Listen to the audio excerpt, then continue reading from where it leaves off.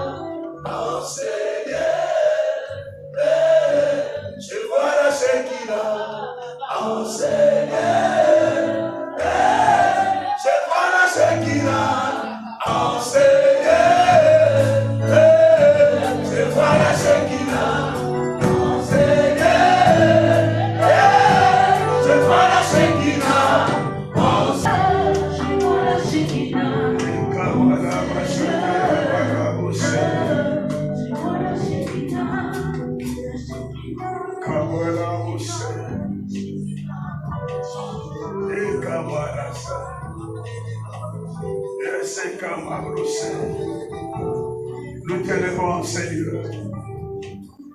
Toi qui es le Dieu de l'éternité, le maître des esprits. Le Dieu de son serviteur. Que le ciel supérieur et les ciels inférieurs écoutent nos voix. Que le Dieu de ton serviteur, mon coco, que les anges que tu as mis à son égard et à sa disposition, que cette angiologie soit opérationnelle en Seigneur dans le nom de Jésus. Père, glorifie ton nom encore de puissance, Seigneur. Que ton peuple soit affecté par ta puissance. Que ton peuple soit connecté sur la loi du ciel. Nous brisons et nous renversons toutes les forces contraires à la volonté de Dieu. Tout ce que le diable a prévu, l'envoûtement, l'oppression et la dépression, que ça soit nul et sans effet dans le nom de Jésus. Que le Saint-Esprit de Dieu move now, domine dans la salle. Seigneur, parle pour que ton peuple soit édifié. Nous avons besoin de toi. Toi qui es notre Dieu, toi qui es l'Éternel qui parle, mon Jésus.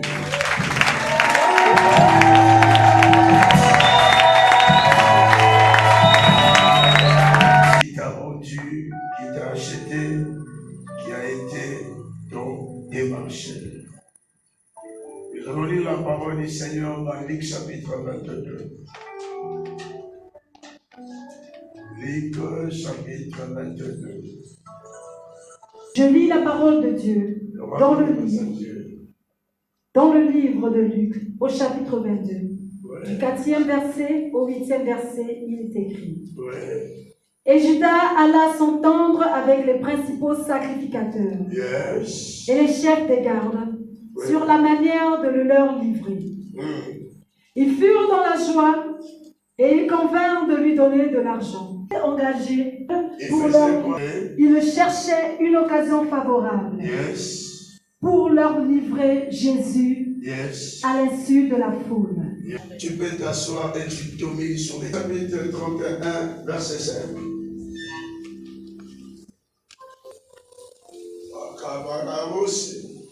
Amen. Je vois au visage de votre Père qu'il n'est plus envers moi. Dieu de mon Père a été avec moi. Comment? Vous savez vous-même que j'ai servi votre Père de tout mon pouvoir. Oui. Et votre Père s'est joué de moi. Oui. Et a changé 10 fois mon salaire. Quand je quand il disait, les tachetés seront ton salaire. Toutes les brebis faisaient des petits tachetés. Parole du Seigneur. Amen. Que pas tes amens, tu peux dire les amens plus que ton voisin ou ta voisine. Monte encore avec tes amens, monte encore, monte. Merci. Qui qui a été votre démarcheur. Je crois que hier, j'ai beaucoup plus parlé que l'homme peut se faire vendre lui-même. J'ai expliqué comment tu peux te faire vendre. Je disais que comme on peut tout vendre dans la vie, on peut vendre le mariage, on peut vendre le vêtement, on peut vendre une parcelle, mais on peut aussi vendre les hommes. Je vous ai dit que dans les domaines des ventes, nous avons des ventes qui se font dans le monde visible et des ventes qui se font dans le monde invisible. C'est comme on peut te vendre une parcelle la journée, mais pas la nuit. Tu peux te marier la journée, mais la nuit, la femme ne t'appartient pas. Tu peux acheter la parcelle. Beaucoup de gens ont acheté des terrains, mais si ces parcelles on t'a vendu ça, mais la nuit, il y a des bois que tu auras toujours des problèmes, même pour la construction. On peut te donner une femme, tu peux tout donner la journée, mais la nuit, si la femme ne t'appartient pas, il y aura toujours des mésententes. Le mari de lui sera là et il y aura toujours des incompréhensions. Un jour, Rachel, après avoir parlé avec son père, comme son mari Jacob, le jour qu'il voulait prendre ses femmes et ses enfants pour quitter Laban, Laban ne voulait pas lâcher Jacob parce qu'il savait que Jacob était une bénédiction. Je voulais dire à une personne ce soir, c'est que tu dois savoir dans ta vie, s'il y a des combats contre ta vie, contre ta destinée, parce que tu as quelque chose que les autres n'en ont pas. On ne combat jamais un fou parce qu'il est fou. Mais on ne combat que celui qui a quelque chose de particulier. Vous pouvez naître dans la même famille, mais vous n'avez pas la même destinée. Vous pouvez marcher ensemble, mais vous n'avez pas la même étoile. Voilà pourquoi je vous ai dit, sur la terre, on est dans le monde des intérêts. Celui que tu appelles ami, demain peut devenir ton anniversaire, quand il n'arrive pas à supporter ton élévation. Il y a des gens qui ne supportent pas l'élévation des autres. Voilà pourquoi en matière de relations, si quelqu'un ne t'aime pas, ne forcez pas cette relation. C'est Dieu qui produit dans le cœur de l'homme le vouloir et le faire. Il n'est pas Dieu. Alléluia. Rachel a dit, quand le mari lui a dit que non, je dois partir avec vous, c'est ce qui a poussé à Rachel d'aller prendre les terbettes de son père. Or, Rachel ne savait pas que Jacob, la loi de sa famille, les réclamait toujours. En dehors de la loi de la stérilité, la troisième des choses qui combattait la famille d'Abraham, que personne ne pouvait faire la maternité deux fois. La fois dernière, je vous ai dit, dans la famille d'Abraham, la première des choses, il y avait l'esprit de retard. La deuxième des choses, c'était l'esprit de la stérilité. La troisième des choses, que personne ne pourrait faire la maternité deux fois. Si vous lisez la parole du Seigneur, vous allez voir qu'Abraham, dans sa vie, lui-même, l'enfant de la promesse, je parle de l'enfant de la promesse, je ne parle pas d'Ismaël, parce qu'Ismaël, il est rentré comme un kamikaze. Mais l'enfant qui était prédestiné, c'était Isaac. On ne combat que celui qui a la chose de Dieu. Dans le monde spirituel, on attaque d'abord le fils aîné et le dernier de la famille. Ce sont eux qui sont des cibles spirituelles. Si tu es le nez de la famille, bats-toi des récits. Bats-toi des récits. Sinon, les autres qui viendront sur toi, ils risqueront de dominer sur ta destinée. Écoute-moi, je ferme la parenthèse sur ça. La troisième des choses, que personne ne pourrait faire la maternité 2 fois. Voilà pourquoi Sarah, dans sa vie, elle a poussé que Isaac, comme l'enfant de la promesse. Rebecca, elle a eu le même problème. Elle a fait juste la maternité 1 fois, mais elle a fait des jumeaux, Ésaü et Jacob. On attaque que celui qui a la promesse. Parce que Jacob n'a jamais aimé Léa.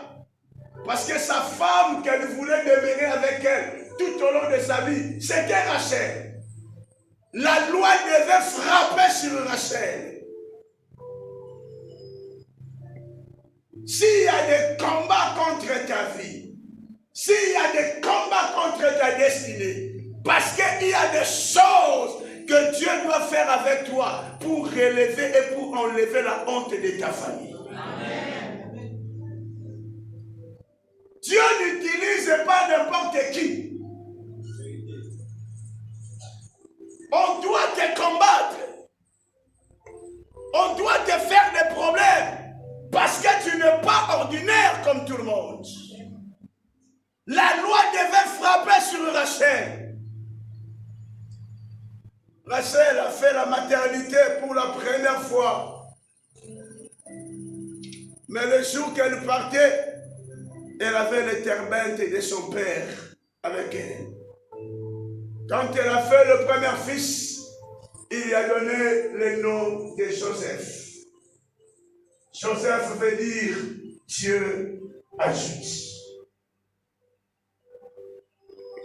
Dieu ajoute. Cela veut dire que cette femme, elle avait encore besoin d'accoucher un autre enfant. Parce que le nom qu'elle avait donné, c'était pour que Dieu lui fasse encore grâce d'avoir encore un autre enfant. Mais il y a quelque chose qu'elle avait oublié. Dieu n'est pas un Dieu de mélange, mais c'est un Dieu de la droiture et de la sincérité. Amen. Beaucoup de gens ne voient pas la main de Dieu parce qu'ils veulent faire le mélange. Il vient à l'église ou elle vient à l'église, mais entre-temps, elle va chez les traditionnels, elle va chez des féticheurs, elle va chez des marabouts. Elle est à l'église, mais elle a toujours l'habitude d'aller consulter les marabouts. On ne mélange pas Dieu. Pendant que Rachel, elle voulait encore avoir un autre enfant, mais c'est elle qui a gardé la tradition, le terbente de son père. Voilà pourquoi, quand il a fait le deuxième enfant, aussitôt elle était décédée. On ne peut pas briser la loi. On ne peut pas vivre l'entièreté de la grâce quand tu dis pendant que vous demeurez dans la fausseté. Dieu est juste. Voilà pourquoi le jour qu'il a rencontré Bartimée, ce n'était pas à l'aller, mais c'était au retour. L'opération aller-retour. C'est comme je dis toujours aux gens dans un match de football. Pendant qu'on joue, le match aller, vous pouvez nous gagner 5-0. Cela ne veut pas dire que tu as gagné. Mais il y a le match retour qui nous attend. Je voulais dire à une personne ce soir, c'est un manque à gagner pour ceux qui se moquent de toi. Il y a encore le match retour qui les attend. Oh my God. Il y a des responsables là où vous travaillez. Ça c'est le match aller. Ne perdez pas de l'espoir. Tant que tu vis, tu dois continuer à croire que le Dieu de votre Père est capable de changer l'histoire de de ta destinée. Vous savez ce qui a poussé à Jésus de retourner? C'était le cri de cet aveugle. Je voulais dire à une personne, pendant que tu pries Dieu, quand tu n'as pas vu encore la chose, n'arrêtez jamais de crier. Amen. Oh my God, mon Dieu, mon Dieu. Écoutez-moi, Jésus passait, mais cet homme-là criait, Fils de David, Jésus, aie pitié de moi. Jésus était contraint de faire quoi? De tourner. Il dit, il y a quelqu'un qui ne fait quoi? Qui m'appelle. Les gens l'appelaient aveugle, mais ils ne savaient pas qu'il y avait un miracle qui était sur la vie de cet aveugle. Je voulais dire à quelqu'un ce soir, si tu sais que tu dois savoir, des fois quand nous prions Dieu, on ne voit rien, on ne sent rien. Ça ne veut pas dire que Dieu est absent. La prière, c'est comme une bombe. Vous savez, quand tu arrives aux États-Unis, tu peux te promener avec un petit revolver. Ça sera moins de problèmes. On ne va même pas te déranger, tu peux cacher ça.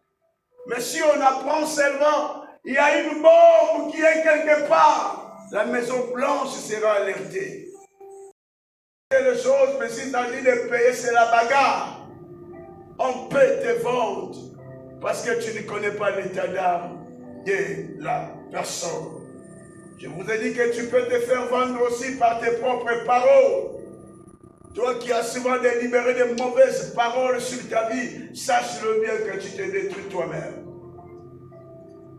Toi qui as souvent l'habitude de libérer de mauvaises paroles sur la vie de tes enfants, pendant que vous maudissez les enfants, sache-le bien que la parole est une sémence. La parole est une sémence. Tant que la sémence est sur la terre, sachez-le bien que cette sémence doit faire quoi? Doit pousser. C'est comme les paroles que vous libérez. Il y a les esprits des airs qui peuvent capter la parole et détruire tes enfants. Toi qui as l'habitude de maudire tes commerces, ton travail, ta nation, je vous ai dit, ne maudissez pas la nation, parce que ta bénédiction est liée de cette nation. Arrêtez de maudire ce que tu fais dans la vie. On peut commencer petit, mais on finira par petit. Jésus-Christ est sorti dans la maison d'un charpentier, mais le jour de sa mort, ce n'est pas un charpentier qu'il avait enterré. C'était un multimilliardaire qui s'appelait Joseph d'Arimathée. Un enfant de Dieu, tant que tu vis, ne perdez jamais de l'espoir. Faites attention avec tes paroles. On ne maudit jamais le Père. On ne fait jamais de complot avec le Père. Parce que le Père, c'est lui le fondement. Et c'est lui le soubassement.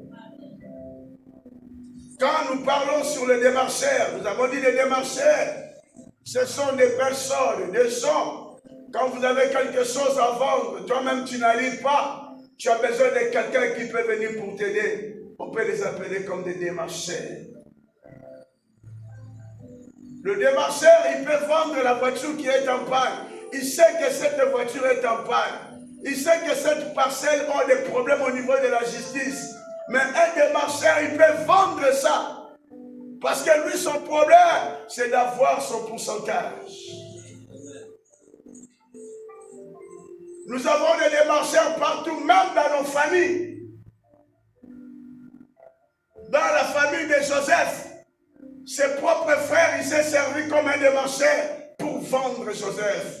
Mais eux, ils ne savaient pas que la vente de Joseph, c'était pour la délivrance et la longévité de Jacob. Parce que Joseph, il était un arc-en-ciel. L'arc-en-ciel. Mais ses frères ne savaient pas. Tout ce qu'il faisait sur Joseph, malgré le vente, mais c'était seulement pour que la prophétie du Père, ça se concrétise. Quelle était la prophétie du Père?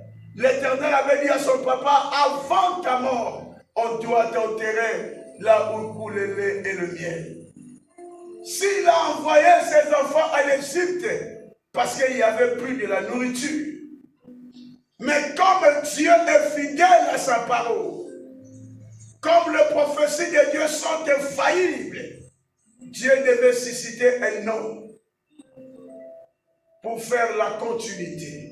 Oh mighty God.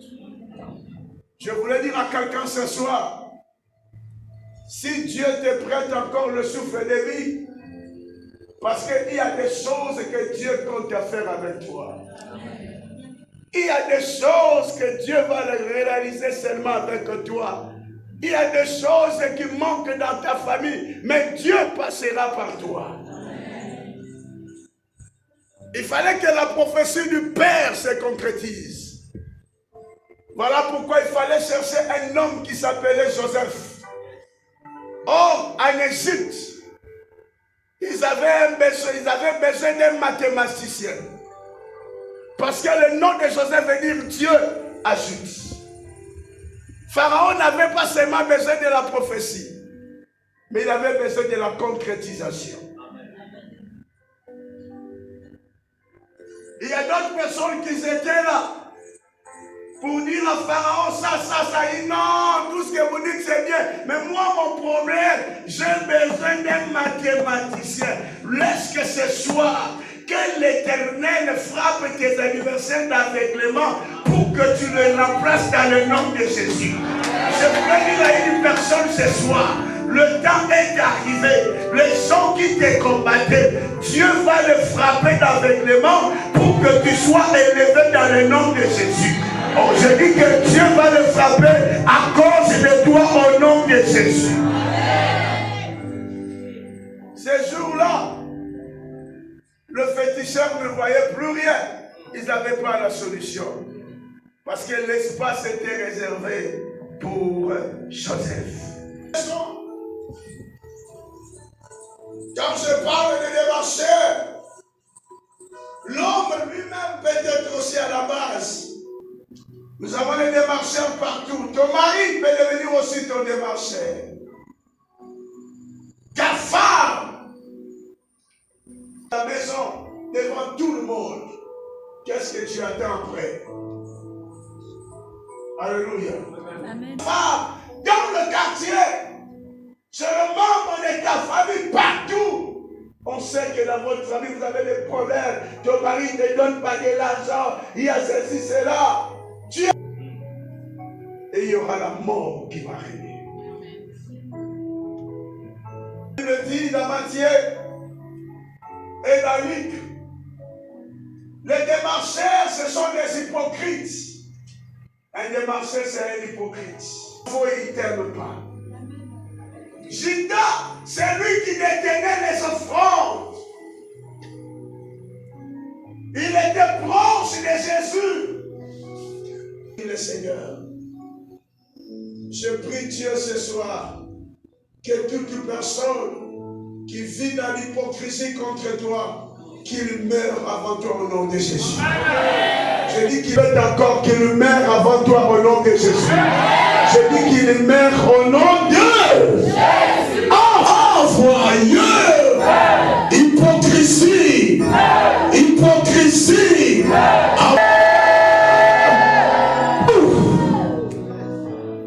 Ce soir, quand on va prier, que toute personne qui s'est servie comme démarcheur dans ta vie, il doit être terrassé dans le nom de Jésus. Ton chef peut devenir aussi un démarcheur. Le diable peut rentrer dans son cœur. Pendant qu'il y a des nominations, le diable peut rentrer dans son cœur pour qu'il soit comme un démarcheur, pour te bloquer, pour que tu ne montes pas. Ton chef peut être aussi ton démarcheur, celui qui te combat. Celui qui ne veut pas que tu avances. Quand je parle de démarcheurs, nos chefs de famille, la plupart ce sont des démarcheurs. Nos chefs de famille. C'est son terre qui gère beaucoup de choses. Je me rappelle encore, il y a l'un de mes filles, son père était pasteur. Il y a un moment où le vieux était décédé, il a laissé des parcelles. Maintenant, son grand frère qui était le chef de la famille, il vendait maintenant les parcelles de son frère. Et il a vendu même les parcelles de ma fille. Si l'enfant veut parler, il disait toujours, c'est moi le rond-point. C'est moi le chef de famille. La fille ne pouvait rien dire parce que c'est le chef de famille. Le jour de son mariage, il dit à l'enfant, si tu parles seulement avec moi, je vais chasser ton mari, il n'y aura pas de mariage. Comme il n'avait pas de père, il avait aussi perdu sa mère. Elle était orpheline de père et de mère, abandonnée à elle-même. Il dit, tu blagues, tu ne vois pas que mes enfants sont là, ils traînent chez moi à la maison, toi tu as trouvé un gars, si tu oses seulement, je vais te chasser, et je vais chasser ton mari. Le jour de son mariage, elle est venue me voir et dit, papa, que ton Dieu me fasse grâce. Et tout ce qui est comme les choses qu'il devait donner pour la noce. J'ai prié pour ça. J'étais en train de déclarer des paroles. Je fais des rituels spirituels sur ça. J'ai dit, allons-y, on va donner. Quand on est arrivé, celui qui était le démarcheur, il a pris ces choses. Il a pris l'argent. Il a mis l'argent dans ses poches, content. Mais or, il ne savait pas que l'argent qu'il avait pris, c'était la mort. Dès qu'il a pris cet argent, le lendemain, au lieu de rester chez lui à la maison, il a trouvé une petite fille. Ils sont allés avec elle à suivre. Quand nous parlons des démarcheurs, vous commencez à citer, quand nous parlons des démarcheurs, le travail des démarcheurs, c'est pour l'humiliation de ta vie. Le travail des démarcheurs, c'est juste pour t'enlever dans la paix. Parce que Judas, après avoir vendu le Seigneur, la Bible lui-même, il commençait à pleurer. Parce qu'un démarcheur, il peut te faire du mal, mais par après, il va dire que c'est pas moi. Je ne sais même pas. Je ne sais pas si ça devait arriver comme ça. Parce que les démarcheurs sont comme ça. Ils t'envoient pour faire le mal. Voilà pourquoi n'ayez pas l'habitude de dire tes problèmes, tes histoires à n'importe qui. Il y a d'autres personnes qui peuvent te pousser à commettre beaucoup d'erreurs. Et après, ils commencent à se moquer de toi. La Bible dit qu'il fallait que Judas, lui qui était à la base, il était mort avant Jésus. Je voulais prier avec toi. Et la prière que nous allons faire avec toi, ça sera contre toute personne qui est comme votre démarcheur. On a détruit ton mariage. On a tué ton mari. On t'a enlevé du travail. Tu te poses des questions sur ta vie. On a détruit ton diplôme. Ton diplôme n'a plus de valeur. C'est parce que ton diplôme a été vendu. C'est comme la Bible dit dans Juge chapitre 6. Gédéon, son travail a été vendu. Tout ce qu'il faisait, c'était à la merci de ses adversaires. Tu travailles, mais tu ne te retrouves pas dans la vie. Tout ce que tu fais, ça ne marche pas. Parce qu'il y a une main noire qui combat ta vie. Ce soir, nous allons prier Dieu que cette main noire, ça doit libérer ton travail et ta maison dans le nom de Jésus. Amen. La prière paye. Dieu exauce la prière. Parce que quand nous parlons des histoires de démarcheurs ou de vendeurs, beaucoup de familles en souffrent. Il y a des familles esclaves, des familles problématiques. Parce qu'il y a beaucoup de signes à détecter que votre famille est vendue. La première, il n'y aura pas la paix. La deuxième, la contradiction. La troisième, l'hypocrisie. Parce que le diable va chercher que vous ayez des problèmes pour que l'esprit des morts soit votre partage. Mais ce soir, le temps est arrivé là où Dieu veut vous accorder la délivrance dans le nom de Jésus. Nous allons nous mettre tous debout. Et on a des problèmes. Parce que partout là où tu passais, tu disais qu'il y avait n'importe quoi sur ton foyer. Tu avais l'habitude de maudire la vie de tes enfants. Seigneur, viens à mon aide. Tu vas dire à Dieu, pardonne-moi à travers toutes mauvaises paroles que je m'avais libérées sur ma vie, sur la vie de mes enfants. Tantôt tu vis sous la malédiction de la parole. Tu t'es fait comme un démarcheur sur la vie de tes enfants. Tu t'es fait comme un démarcheur sur ton propre travail. J'ai besoin de ta grâce. Élève ta voix. Commence à prier le Seigneur. Implore la grâce de Dieu. Parle à ton Dieu. Demandez la miséricorde de Dieu. Quelqu'un d'autre, si tu m'abandonnes, où irai-je, où fuirai-je? L'action de Dieu dans ta vie. Toi-même par tes paroles.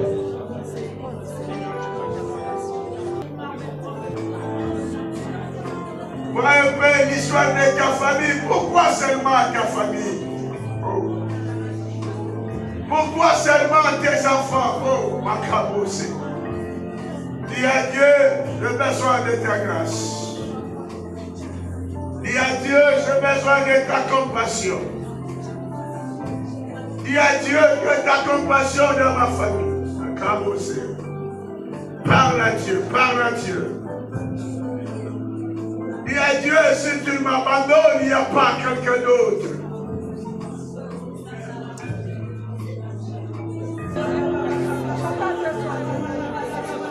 On vous a mis dans cette prison. Personne qui s'est servi comme un démarcheur dans ma vie, il doit tomber ce soir. Tu as perdu le boulot, tu as perdu le mariage, tu as perdu un enfant. Parce qu'il y a un homme méchant qui était rentré dedans. Ce soir, tu vas dire à Dieu que toute personne qui s'est servi comme un démarcheur, que ce soit le chef de ma famille, que ce soit mes parents, ce soir, commence maintenant à détruire les projets dans le nom de Jésus. Lève ta voix, commence à battre. Renverse les projets. Toute personne qui s'est servi comme un démarcheur, que ce soit de ma famille, que ce soit du côté maternel, que ce soit dans le quartier, que ce soit là où je travaille, ce soir, le Dieu de mon Père Didier, lève-toi, je commence à renverser et à détruire toute mémoire, toute démarche de ma vie. Au nom de Dieu, commencez à l'attaquer, attaquez-le. Fire.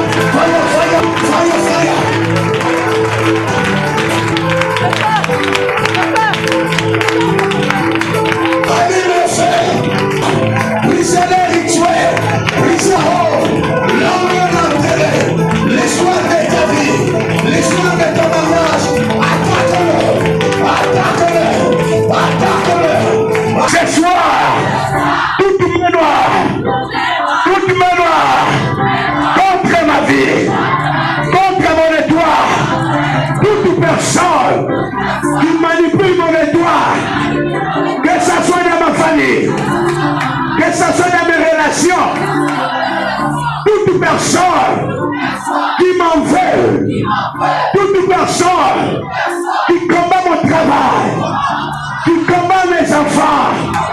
Ce soir, je prends le marteau. Celui qui te combat, il est devant toi. Celui qui t'assiste, qui est assis sur ton corps. Tu travailles, mais tu n'arrives pas à s'en sortir. Parce qu'il y a un voisin qui est devant toi. La prière que tu vas faire maintenant, tu vas dire à Dieu que toute personne qui est assise sur ma chaise de gloire, ma voyage, ma chaise de la stabilité, tu vas prier, tu vas commencer à attaquer. Toute personne qui s'élève devant toi, celui qui ne veut pas que tu montes, tu vas dire à Dieu ce soir que toute personne qui m'empêche de monter, je suis en train de l'attaquer. Au nom de Dieu, commencez à l'attaquer. Celui qui est assis sur ta chaise de gloire, ta chaise de miracle. Attaque-le. L'homme est à ses sons. Parle à ses voisins. Soyeux, allumé, sorcellerie, étouffement, blocage, condamnation, envoyé.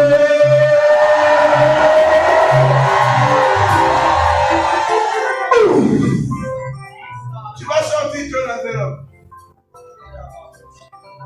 Tous égards.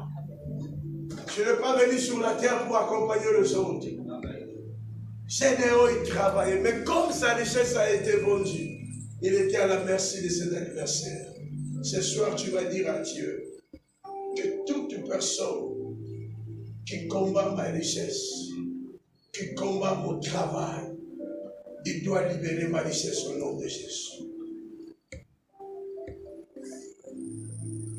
Tu vas commencer de prier le Seigneur et d'attaquer toute personne qui combat ta richesse.